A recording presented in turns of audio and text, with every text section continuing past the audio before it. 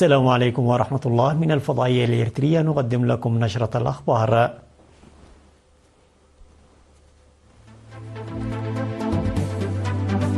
وفد إريتريا يشارك في منتدى التنمية الاجتماعي.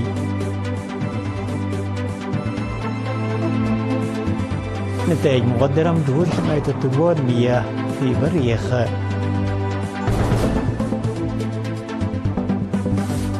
جهود لزيادة مشاركة المرأة في التعليم في فورو.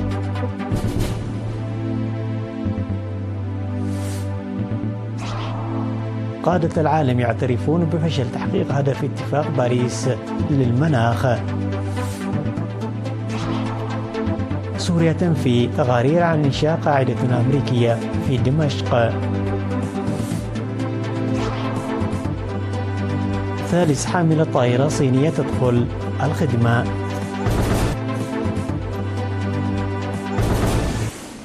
شارك وفد إريتريا برئاسة السفيرة الدائمة لإريتريا لدى الأمم المتحدة السيدة صفية تصفى مريم في المنتدى الدولي الثاني للتنمية الاجتماعية الذي عقد في الدوحة القطرية في الفترة من 4 إلى 6 من نوفمبر.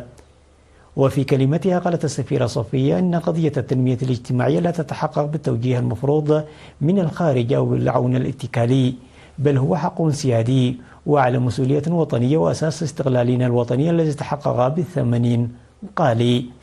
وأوضحت بأن فلسفة التنمية في إريتريا ترتكز على ركيزتين أساسيتين: الاعتماد على الذات والعدالة الاجتماعية. وأكدت على أن هذا سيخدم التنمية العادلة لجميع شرائح المجتمع.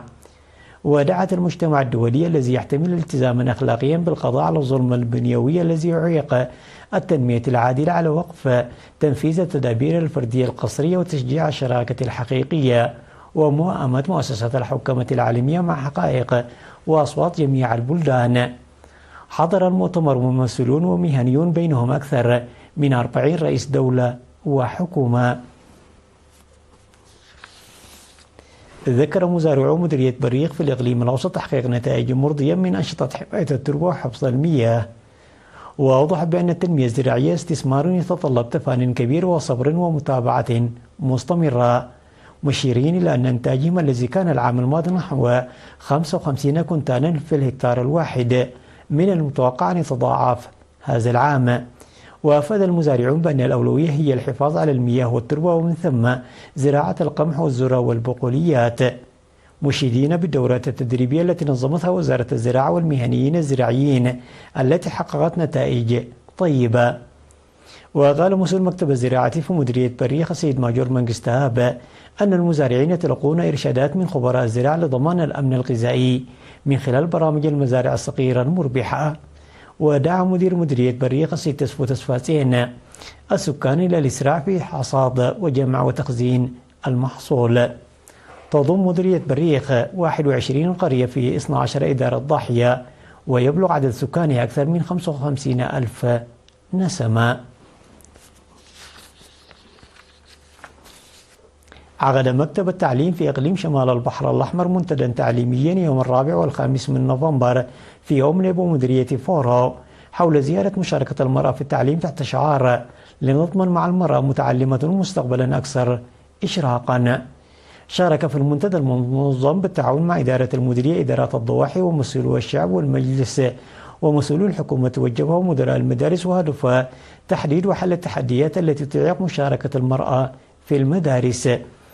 وأوضح مدير مديرية فورو سيد عثمان عرفة بأن إنشاء طريق إقلا فورو ساهم في زيادة عدد وانتشار الخدمات الاجتماعية عامة والمؤسسات التعليمية خاصة. وأعرب عن ثقته في خروج المشاركون بحلول وتوصيات كون العديد من الأطفال بشكل عام والنساء بشكل خاص بعيدون عن الدراسة بسبب عدم تجميع الغرف في بعض المناطق. وذكر مسؤول المدارس الأستاذ إسماعيل علي أنه على الرغم من زيادة عدد المدارس من 3 إلى 28 مدرسة في سنوات الاستغلال، فإن مشاركة الإناث في الرياضة الأطفال تبلغ 43% وفي الثانوية 28%. وقال مسؤول فرع التعليم بإقليم شمال البحر الأحمر الأستاذ رشيد محمد عثمان أن مشاركة الطلاب بشكل عام والمرأة بشكل خاص منخفضة على الرغم من التوزيع العادل للمؤسسات التعليمية في المديرية. ودعا المشاركون إلى فتح مدارس داخلية للحد من مقاطعة الطالبات للتعليم في المنحدرات الشرقية، وفتح مدرسة ثانوية في الدويعيت، وتعزيز أنشطة التوعية لزيادة مشاركة المرأة. واقترح المنتدى أدوار ومسؤوليات المدارس وإدارات الضواحي واللجان المديرية لتنفيذ الملاحظات والتوصيات بدءا من الأول من ديسمبر القادم. شاركت في المناسبة المرأة النموذجية بشرح تجاربها وتكريم الأمهات والأسر النموذجية. أفاد مسؤول قسم الثروة الحيوانية بوزارة الزراعة دكتور عقبازقي كفلاي أن حالة المراعي في الإقليم الجنوبي جيدة مقارنة بالسنوات السابقة، وذكر أنه وفقا للمعلومات الواردة من معظم المديريات فإن الأعلاف مضمونة حتى شهر إبريل المقبل، وحث المزارعين على جمع المحاصيل المتبقية وتخزينها بشكل صحيح.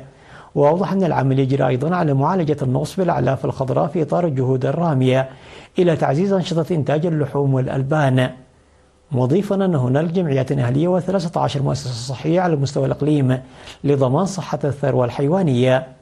وفيما يتعلق بتربية النحل وإنتاج العسل، قال أن جهود تبذل لإدخالها لكل منزل تقريبا نتيجة زيادة الوعي والمعرفة عن خلايا النحل، موضحا أن مساهمة التدريب المنظم على المستوى الوطني في تربية النحل. وأضاف أنه تم توزيع أكثر من 100,000 فرخة هذا العام بالفعل، وأنه من المخطط توزيع نحو 250,000 فرخة مستقبلا.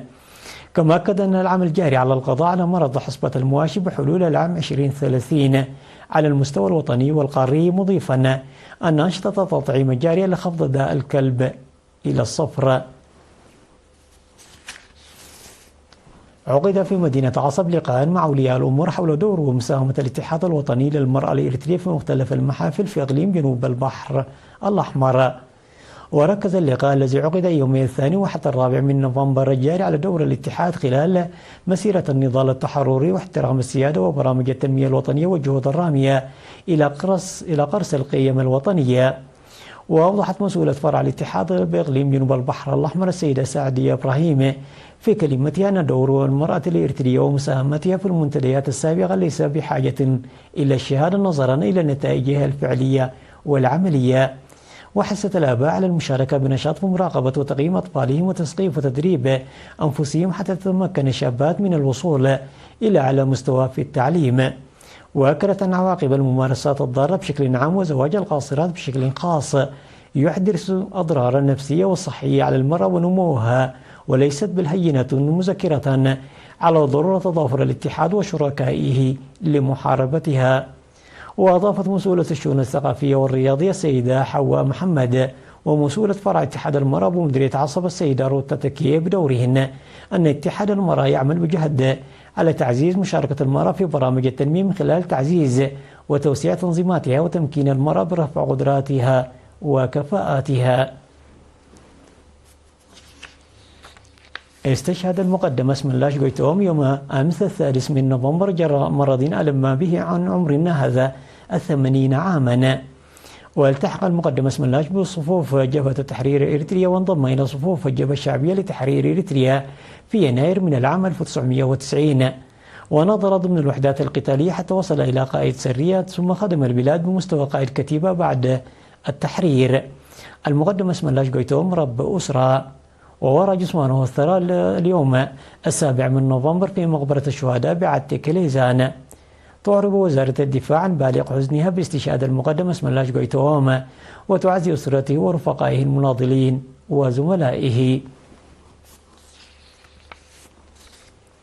الأخبار العالمية بعد فاصل قصير، تفضلوا بالبقاء معنا.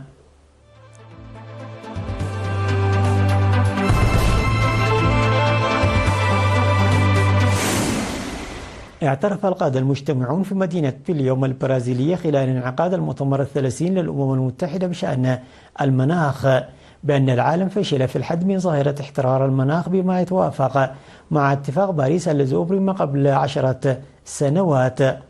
ورغم ذلك سعى الزعماء إلى إعطاء دفعات جديدة في مواجهة تراجع العديد من البلدان على هذا الصعيد. واعتبر الأمين العام للأمم المتحدة أنطونيو غوتيريش أن العالم فشل في الوفاء بالتزاماته للحد من ارتفاع حرارة الأرض عند مستوى 1.5 درجة. وغالبا قالت الدول أن عقودا من المماطلة والتجاهل أدت إلى فشل في البقاء تحت مستوى 1.5 درجة من ارتفاع حرارة الأرض مقارنة بما كانت عليه قبل الثورة الصناعية منتصف القرن ال19.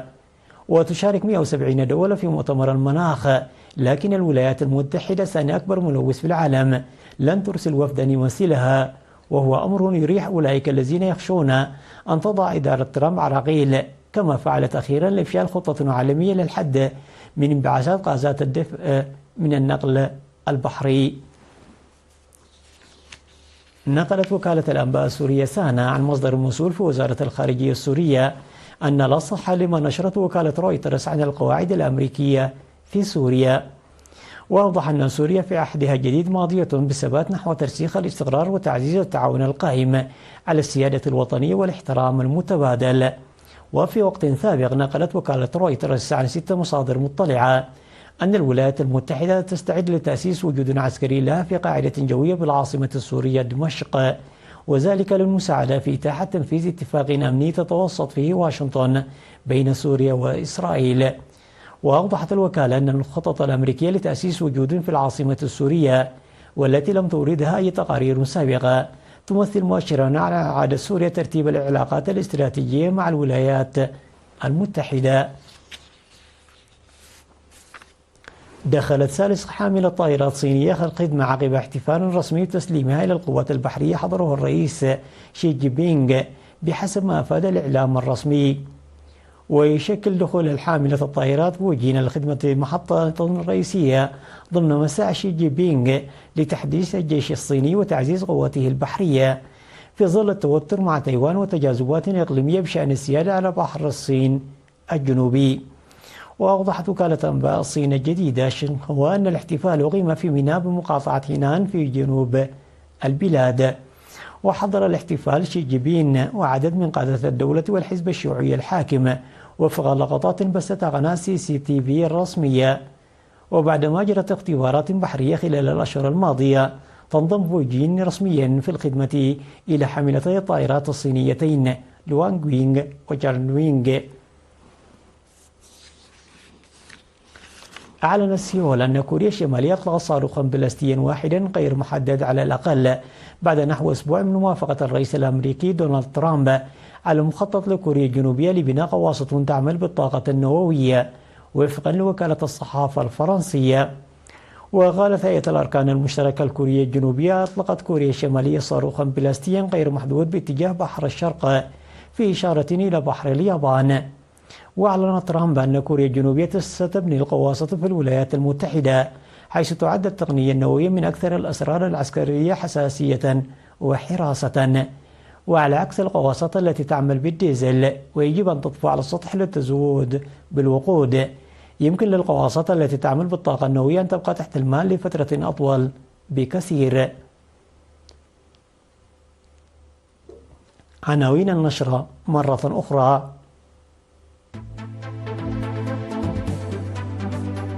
وفد إريتريا يشارك في منتدى التنمية الاجتماعي.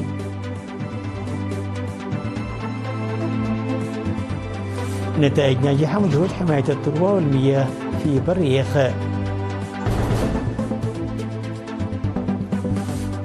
لجهود لزيادة مشاركة المرأة في التعليم في فورا.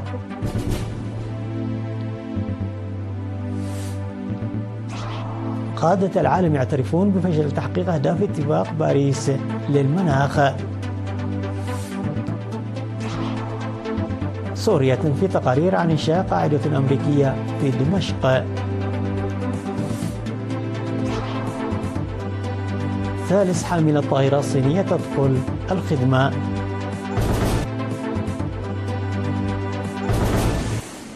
وصلنا إلى ختام النشرة، وفي أمان الله.